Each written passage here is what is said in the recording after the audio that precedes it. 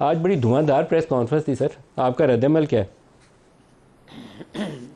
बहुत शुक्रिया मलिक साहब। ये एक मैं समझता हूँ DGISPR की तरफ से फ़ौज की तरफ से एक चार्ज शीट है मुकम्मल तौर पे PTI के शरपसंदों के ख़िलाफ़ जिन्होंने पाकिस्तान को तकसीम किया। उनकी जो गुफ्तगू आपने भी अभी सुनवाई है उसमें उन्होंने धरने का भी ज़िक्र किया, उससे पहले इस्लामाबाद के ऊपर धावे का भी ज़िक्र किया। इसका मतलब ये एक तसलसल है उस जहनीत का जो पाकिस्तान में ना सिर्फ इंतशार फैलाना चाहती है बल्कि पाकिस्तान को तकसीम करने के अमल पर पैरा है। ये इस पे कोई बात किसी से छुपी नहीं है कि जिस अंदाजे से PTI के लोगों ने, इनके लीडरशिप ने आर्मी इंस्टॉलमेंट्स पे हमला किया, इमरान खान के भांजे ने एक स्टिक के ऊपर आर्म फोर्सेस की यूनिफॉर्म को लटका कर घुमाया और जिस तरह की उसकी तजलील की। फिर आप मियाँ वाली में चले जाएँ, एयरफोर्स की जो तनसीबात हैं उसके ऊपर चढ़ दौड़े, तो ऐसे लग रहा था कि कोई भारतीय लोगों ने पाकिस्तान पर हमला कर दिया है। तो ये 9 मई का वाक़या एक स्याह धब्बा है पूरी तरीके इंसाफ की, जो इंतशार पसंदी की सियासत थी, जो नफ़रत की सियासत थी, जो पाकिस्तान को मईशत को तबाह करने की सियासत थी, झूठ बोलने का जो इन्होंने एक मन घड़त किस्म का एक पूरा एक सेटअप बनाया हुआ था। और उसके ऊपर जो सबसे बड़ी मलिक साहब आपकी जो अभी मैंने सुनी बात, वो जो फंडिंग थी, जो KPK की फंडिंग थी, उसकी बिल्कुल रेट होना चाहिए कि वो फंडिंग किन मकासद के लिए हमारे जो आर्म फोर्सेस हैं, रियासती इदारे हैं, उनको डीफेम करने के लिए लगाई गई। उस पैसों को बाहर से भेजा गया। एक LCC एक कंपनी है अमेरिका की, उसको हायर किया गया। हायर करके इन्होंने पाकिस्तान के ऊपर जहर उगला। उसके बाद सबसे बड़ा जुर्म है इन्होंने IMF को ख़त लिखा, ये भी DGISPR ने अपनी बात में कहा। उसके अलावा इन्होंने अभी जो डेली टेलीग्राफ के अंदर और उससे पहले अमरीकी जरीदे को जो इमरान खान के जो इंटरव्यू छपे हैं उसके अंदर जहर उगला गया हमारे अदारों के ख़िलाफ़, हमारे रियासी अदारों के ख़िलाफ़ जहर उगला गया। तो मलिक साहब हमारे पे भी बहुत सारे ऐसे गिले शिकवे हैं, हमारे पे भी बहुत सारे वार हुए, मेरी लीडरशिप को एग्ज़ाइल पे भेजा गया, लेकिन कोई इस तरह की नेगेटिव पॉलिसी या स्टेटमेंट बाहर की दुनिया को इन्वॉल्व करना, जहाँ उनको इस तरह की स्टेटमेंट कराना। आपकी लीडरशिप को एग्जाइल पे किसने भेजा था अभी सर? सर सुने सर, आपके लीडर को किसने एग्जाइल पे भेजा था सर? मेरी यार सुने। नवाज शरीफ साहब का लॉन्ग मार्च शुरू हुआ इस्लामाबाद से नवाज शरीफ को पाकिस्तान से बाहर किसने भेजा था 4 दिन। सर मेरी 1 मिनट बात तो सुन ले मलिक साहब, मैं आपकी उस बात का भी जवाब देता हूँ। पूरा लॉन्ग मार्च किया, एक गमला तक नहीं टूटा। हमारे रास्ते में 20 कैंट आए, किसी का एक गमला नहीं तोड़ा गया, किसी कैंट पर छौनी पे हमला नहीं किया गया। ये थी डिसिप्लिन नवाज शरीफ ने जो हमें दिखाया। अब जो आप फरमा रहे हैं कि किसने भेजा, जो इमरान खान से पूछे जिन्होंने भेजा, जिनकी कैबिनेट ने अप्रूवल दी। नवाज शरीफ साहब के जो सेहत के मामला थे उनको मद्देनज़र आके इमरान खान की कैबिनेट ने भेजा है। इमरान खान ने कहा मुझे तो पता नहीं था कि नवाज शरीफ की सेहत इतनी ख़राब है। ये यास्मीन राशिद साहबा की स्टेटमेंट ऑन रिकॉर्ड है, उनसे पूछे जिन्होंने भेजा।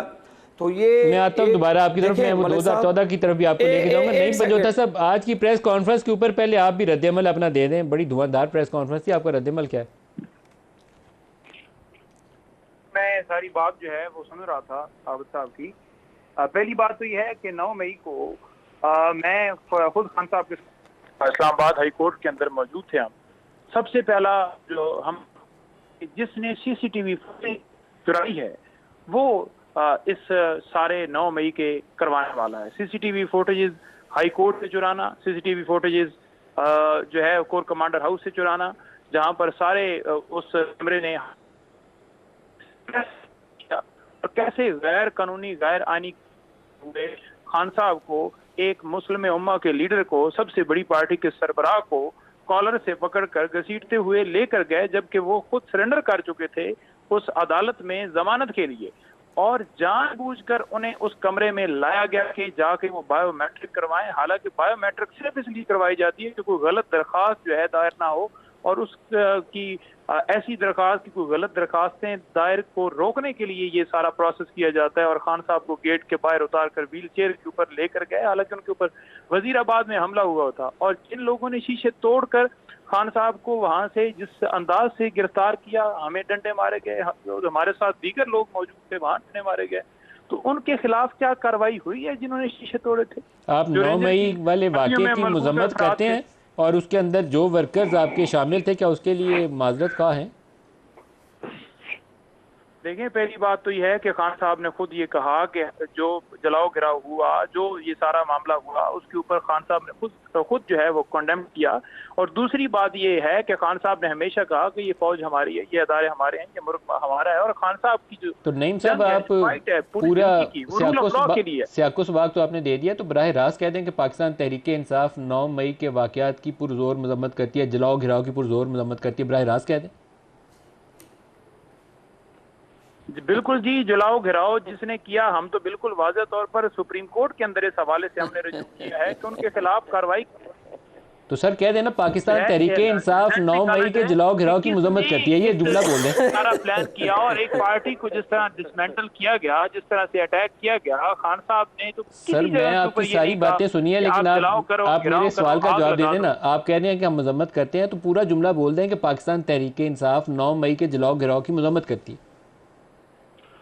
पाकिस्तान तहरीक इंसाफ 9 मई के जलाओ घिराव की मजम्मत करती है, बिल्कुल करती है। और जिसने उसके बड़ी खबर चलाए ना जी इनकी नई पंजोता साहब की, उसके खिलाफ कार्रवाई का मुतालबा करती है। और जिसने पाकिस्तान तहरीक इंसाफ के ऊपर ये जुल्म जबर किया, उस 9 मई की आड़ में हम ये कहते हैं कि उन किरदारों को सामने आना चाहिए जिन्होंने सीसीटीवी फुटेजेस चुराए हैं, और उनके खिलाफ कार्रवाई करनी चाहिए। 1 साल से ज्यादा अरसा हो गया, हमारी 25 मई से दरखास्त जो है वो सुप्रीम कोर्ट के अंदर पेंडिंग है। जुडिशल कमीशन की आज बात की जा रही थी, तो हम तो कह रहे हैं, हम तो पहले दिन से गए हुए हैं कि बिल्कुल जी जुडिशल कमीशन बनाया जाए। और वैसे इसके ऊपर बहुत ही अच्छा हो, काजी फायज ईसा, अतर मनिल्ला, जस्टिस मंसूर, या अफरीदी, बड़े तगड़े जज हैं माशाल्लाह। ये सारे ये लाइव यूट्यूब के ऊपर जुडिशल कमीशन बनाएं और लाइव यूट्यूब के ऊपर लोगों को दिखाएं सवाल जवाब। मैं सच्चाई चाहता हूं कि पाकिस्तानी कौम को बताई जाए। आपका भी कसूर है इसके अंदर, आप कहें कि बड़े बड़े मासूम बच्चे हैं तहरीक इंसाफ वाले, तो बात दुरुस्त नहीं है। 4 वाक़यात हैं जो 10 अप्रैल 2022 आप कैंटोनमेंट्स के बाहर गए और GHQ के बाहर गए। जनरल बाजवा के खिलाफ नारेबाजी की रिकॉर्डिंग थी, हम चला नहीं सके PTV के ऊपर, अपने किसी चैनल के ऊपर नहीं चला सके, पाबंदी थी, चलाते तो वो चीफ के खिलाफ नारे लग रहे थे। फिर आप 25 मई 2022 को दूसरी दफ़ा दोबारा गए, कोर कमांडर पेशावर के घर भी गए, आग जलाओ भी हुआ, GHQ के बाहर भी जाके गंदे बेहुदा नारे लगे। फिर उसके बाद वज़ीराबाद 3 नवंबर 2002 दोबारा आप गए, मिलिट्री इंस्टॉलेशंस के बाहर गए। और फिर ये चौथा मौका था जब आप गए, और इस दफ़ा उन्होंने पकड़ लिया आप लोगों को, क्योंकि इस दफ़ा तोड़ फोड़ ज़्यादा हो गई थी। चकदरा किला के ऊपर जो कुछ हुआ, बाला हिसार के ऊपर जो कुछ हुआ, कोर कमांडर हाउस लाहौर के ऊपर जो कुछ हुआ, तो 4 वाक़यात हैं, डॉक्यूमेंटेड है, वीडियो की रिकॉर्डिंग मेरा ख्याल है हमारे अपनी आर्काइव में भी पूरी पड़ी होगी। जनरल बाजवा के ऊपर जो नारे थे हम चला नहीं दे सकते, उस वक्त वो आर्मी चीफ थे, नहीं तो मैं चला देता शाम को वीडियो, उनके मतलब बड़े नामुनासिब नारे थे।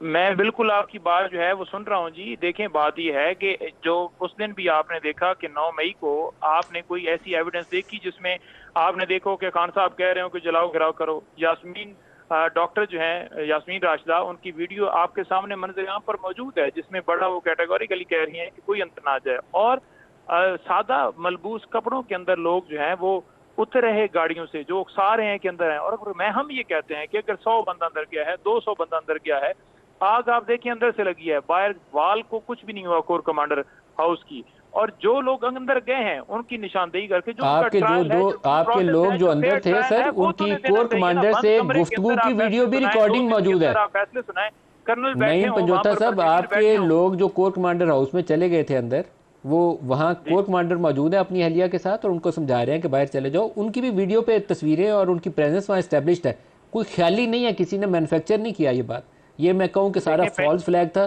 झूठ हो गई, बात दुरुस्त नहीं है।